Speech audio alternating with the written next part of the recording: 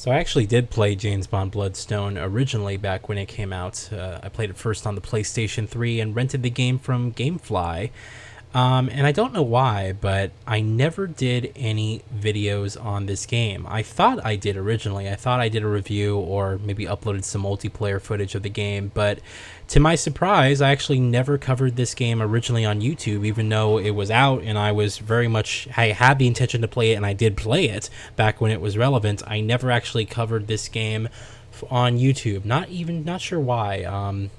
Must have been something else going on around that time. Regardless, this will be my first video for Bloodstone, but it's officially my second time playing it. I was very much excited for this game to come out, and the reason was a multitude of different reasons. One of which is that it was the return to the third-person style of James Bond. This is my preferred perspective for James Bond games. Again, as I mentioned, my favorite Bond game of all time is Everything or Nothing back on the 6th generation consoles. And so the idea of another third-person James Bond game combined with the fact that driving sections were also coming back with this game, I mean, I was really looking forward to. And if that wasn't enough, you also had Bruce Firestein writing and directing this game, who was responsible for creating Everything or Nothing, and even From Russia with Love, the Bond game back during the 6th generation as well. So it was like this game had everything going for it, in my opinion. You had a decent developer, someone who was behind the racing games. But I was kind of hoping that would be something similar like Black, where Black was developed by Criterion Games. They made racing games before. Black was sort of their first foray into the first-person shooter genre. And then, Black ended up being a very interesting game that helped kind of sort of push the medium forward, and it's still beloved by many people to this day, and it holds up surprisingly well. And so I was expecting that Bizarre was going to do something similar, as this sort of was their first third-person shooter, their first entry into the genre. I was really hoping that would be sort of similar to that.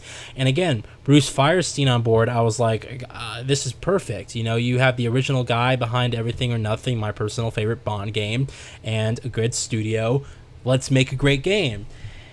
And unfortunately, none of that actually sort of happened. In fact, this is probably one of the most generic and most uninspired Bond games I've actually played. And there's nothing technically wrong with the game. It's perfectly passable. The gunplay is passable. The graphics are passable. The storytelling is passable. It's just not particularly exciting. This game, unfortunately, doesn't do anything to help take risks or sort of move the series forward. And it just sort of feels like it feels like every single section of this game you've played in other games before. Not really particularly exciting or interesting.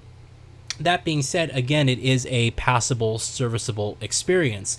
The shooting mechanics are fine. There's nothing wrong with the way that the game technically feels. I think it still is more than playable by today's standards. And the movement is perfectly fine. You have sort of this cover-to-cover shooter. And one thing I do actually commend them on is that they do allow you to actually do stealth takedowns and actually play the game sort of stealthily. However, the level design isn't nearly as interesting or detailed as something that like you would find in Hitman. And so it's sort of like stealth in this game is basically used to take down as many enemies as you can before the game just decides that, hey, you're seeing now all the enemies are coming to get you. That's sort of what stealth is sort of used for. So nothing particularly interesting there, but it is nice that you can actually sort of sneak your way past or sneak your way through the levels and do silent takedowns on enemies and things. And once you sort of get into the flow of combat, again, it's perfectly passable, it's perfectly playable, whatever. So I think probably the main issue with this game comes down to just sort of the boring ass story. That's sort of the main thing that sort of sticks out like a sore thumb. Is sort of the story, and then the gameplay is just sort of there, but at least the action's exciting enough to help move you along. This is like the most boring version of Daniel Craig like ever made. It's like he doesn't have any of his witty lines from the films, and the writing is like he's just played so straight, like without zero personality or anything. It's almost a little bit unrecognizable considering Daniel Craig actually did the voiceover for himself in in this game. And you can just tell that, he wasn't particularly inspired while doing the voice dialogue. He's sort of just like, all right, let's go. It's sort of just, again, passable, serviceable dialogue, but I mean, you're basically doing the best with what you're given, and I don't think that the writing is done particularly well. The dialogue isn't particularly well done at all either.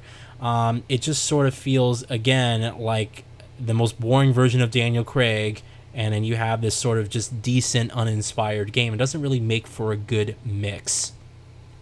That being said, I think for a 10-year-old game, the graphics do hold up somewhat decently. The character models are really the only outdated things, but I'll be honest, the actual environments look perfectly fine, and because of this game, again, takes more of a sort of art direction approach to it. There is some details and rust and stuff that you'll see along the different structures. I think by today's standards, it's a decent looking game. When I look sort of at the 7th generation, I think 7th generation made a lot of strides in terms of graphical detail, where things started looking basically as they should, and 8th generation was more about higher resolution textures and bigger worlds, and we can do a little bit more with AI and things like that. So it was sort of taking the animated look out of the 7th generation. That's really what 8th generation was all about. But again, I think by does it look like a 10-year-old game? Kind of, yes. It's definitely a last generation looking game, but I don't think anyone's gonna look at this and say, oh, it's hideous. It's perfectly fine, and it's a decent looking game. And again, like everything else that this game is doing, it's just passable. I think what, again, I was really excited about was the fact that they were bringing back driving sections to this game. And you would think that Bizarre Creations, heading to development of this game, the guys behind the Project Gotham Racing series, which I just played PGR3 a few weeks ago, and I actually really, really liked it. But you would think that because these guys have experience in that genre, that the actual driving sequences for this game would be fantastic. And again, it's just passable, decent, standard sort of fare. I actually don't like the way that these cars handle. The cars sort of have this floaty, wobbly, weighty feel to them. It kind of feels like you're controlling a boat more than a sports car. And, your car's sort of just sliding everywhere, whether it's on a road or through ice. And then it's like the weight shifts the entire feel of the vehicle. It sort of reminded me almost of The Crew. If you guys played The Crew, that's sort of how the driving feels in this game. It's kind of like, it doesn't particularly feel that great, but it's decent enough that, it can get you through the game. I think that this game just, what really helps sort of push you along this experience is the fact that this game has probably the most action out of any of the Bond games released during the 7th generation. I mean, every fucking 5 seconds there's an explosion in this game, and the quiet levels only last for like a couple of minutes before you're thrown into these big, heavy action sequences. And it's fun, it's ridiculous, but it's like in a fun, ridiculous way. It's sort of enjoyable. And I think as a video game, as far as action goes, there's enough action and enough stuff here that's sort of going to help push you along the experience, even though this is, to be honest, probably the longest Bond game released during the 7th generation. I think this clocks in just under 8 hours. And the way that the story is written, it kind of feels longer. The story has a tendency to say, but wait, there's more. Once you feel like you're at the very end of the story, it actually helps push you along, and there's this entirely new chapter that they're telling, and this new twist of characters. So the story, because it's told that way, it actually feels longer than it actually is. But again, all of it is somewhat decent. The action here is going to help kind of push you along, even though there's not much interesting stuff happening with the visuals and with the gameplay and with the storytelling. It's at least action heavy enough that you're sitting here saying, okay, I want to see what happens next. I want to see what next set piece I can play. And then you kind of just move from there. I feel like I liked Bloodstone better the first time I played it. And now playing it through a second time, it's like, I don't know if it's the game showing its age or whatever, but it's just... It's just a very decent experience. And having now played all the Bond games released during the 7th generation, I do have to say that I think Quantum of Solace is still my favorite of all of them.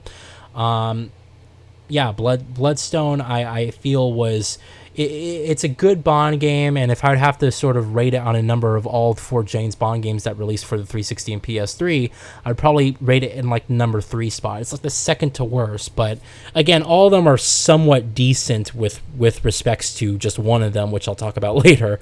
But with that, being said, I think this is a passable experience. I think this is probably one of the most boring styles of James Bond that we've seen in quite some time. Again, the action's great, but it doesn't have the character, it doesn't have the soul of a Bond game, and it leaves something to be desired. And man, I was really hoping for just something fantastic. I remember being so excited when this game came out just because of my love for Everything or Nothing, and then this game came out and I was like, how did this happen? What happened here?